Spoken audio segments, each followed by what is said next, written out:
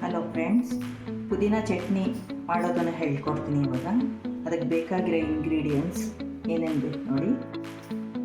3 table spoon oil, 2 table spoon ಉದ್ದಿನ ಕಾಳು, 2 table spoon ಕಡಲೆಬೇಳೆ, 1 ನಿಂಬೆಹಣ್ಣು ಗಾತ್ರದ ಹುಣಸೆ ಹಣ್ಣನ್ನು ತೊಳೆದು ಹೀಗೆ ಇಟ್ಕೊಂಡಿದ್ದೀನಿ.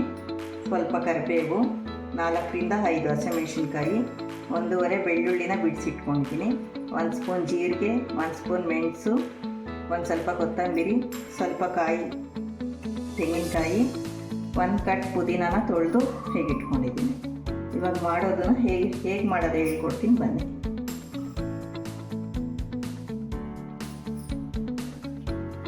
ಇವಾಗ ಆಯಿಲ್ ಹಾಕ್ಕೊಳ್ಳಿ ಬಾಣಲಿಗೆ.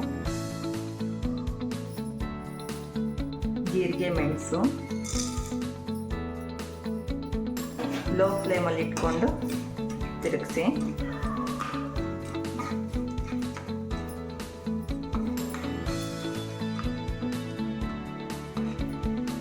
ಸ್ವಲ್ಪ ಫ್ರೈ ಆದಮೇಲೆ ಕಡಲೆಬೇಳೆ, ಉದ್ದಿನಬೇಳೆ ಹಾಕ್ತೀನಿ. ಉದ್ದಿನಬೇಳೆ, ಕಡಲೆಬೇಳೆ,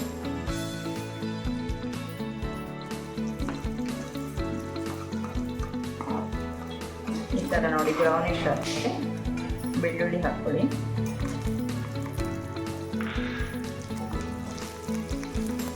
ಮೆಣಸಿನ್ಕಾಯಿ ಹಾಕ್ಕೊಳ್ಳಿ. ಕರಿಬೇವು,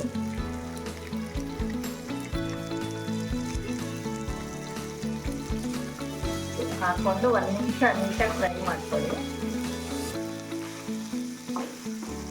ಈ ರೀತಿ ಫ್ರೈ ಆದಮೇಲೆ ಇದಕ್ಕೆ ಸ್ವಲ್ಪ ಕೊತ್ತಂಬರಿ ಸೊಪ್ಪು,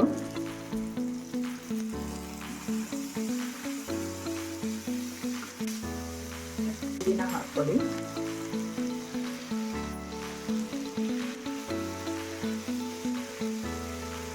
ಪುದೀನ ಹಾಕೊಂಡ್ಮೇಲೆ ಕ್ಲೀನಾಗಿ ತಿರುಗಿಸ್ಕೊಳ್ಳಿ. ಹೀಗೆ ಕ್ಲೀನಾಗಿ ಬಾಡಿಸ್ಕೋಬೇಕು. ಈ ಥರ ಫುಲ್ಲು ಬಾಡಿಸ್ಕೊಂಡ್ಮೇಲೆ ಹುಣಸೆ ಹಣ್ಣು ಹಾಕ್ಕೊಳ್ಳಿ. ಹುಣಸೆ ಹಣ್ಣು ಹಾಕಿ ನೀಟಾಗಿ ತಿರುಗಿಸಿ. ರುಚಿಗೆ ತಕ್ಕಷ್ಟು ಉಪ್ಪನ್ನು ಹಾಕ್ಕೊಳ್ಳಿ. ಉಪ್ಪು ಹಾಕಿ ತಿರುಗಿಸಿದ್ಮೇಲೆ ಕಾಯಿ ಹಾಕ್ಕೊಳ್ಳಿ. ತೆಂಗಿನಕಾಯಿ ಲಾಸ್ಟಲ್ಲಿ ಹಾಕ್ಕೊಳ್ಬೇಕು. ಹಾಕಿ ನೀಟಾಗಿ ಫ್ರೈ 1 ನಿಮಿಷ ನೀಟಾಗಿ ಫ್ರೈ ಮಾಡಿಕೊಂಡು ಫ್ರೈ ಮಾಡ್ಕೊಳ್ಳಿ. ನೀಟಾಗೆಲ್ಲ ಫ್ರೈ ಆಗಿದೆ. ಇದಾದ್ಮೇಲೆ ಗ್ಯಾಸ್ ಆಫ್ ಮಾಡ್ಕೊಳ್ಳಿ. ಆಫ್ ಮಾಡ್ಕೊಂಡು ತಣ್ಣಗಾಗಕ್ಕೆ ಬಿಡಿ. ತಣ್ಣಗಾದ್ಮೇಲೆ ನಾವು ಮಿಕ್ಸಿ ಜಾರ್ಗೆ ಹಾಕ್ಕೊಳ್ಬೇಕು. ಇವಾಗೆಲ್ಲ ತಣ್ಣಗಾಗಿದೆ. ಇದು ನಾವು ಮಿಕ್ಸಿ ಜಾರ್ಗೆ ಹಾಕ್ಕೊಂಡು ರುಬ್ಕೊಳ್ಳೋಣ. ನುಣ್ಣಗೆ ರುಬ್ಕೊಳ್ಬೇಕು. ಮಿಕ್ಸಿ ಜಾರ್ಗೆ ಹಾಕಿದ್ಮೇಲೆ ಸ್ವಲ್ಪ ನೀರು ಹಾಕ್ಕೊಳ್ಳಿ. ತುಂಬ ಬೇಡ, ಸ್ವಲ್ಪ ಇಷ್ಟ ನೀರು ಹಾಕ್ಕೊಂಡು ಮಿಕ್ಸಿಗೆ ಹಾಕ್ಕೊಳ್ಳಿ.